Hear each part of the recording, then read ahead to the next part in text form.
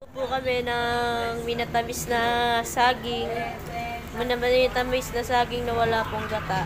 So yan po, nilalagaan na namin yung tubig.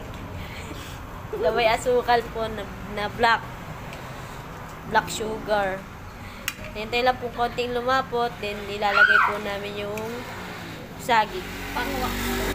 So ayan guys, ilalagay na namin yung saging. Yan, dahan-dahan lang at mainit. Kung gusto nyo makapag-ano ng merienda guys, ganito kasimple lang magluto ng merienda. Since marami kami saging, kaya medyo tipid, asukal lang. May stock din naman kami dito ng asukal. Dito sa Books Car Wash.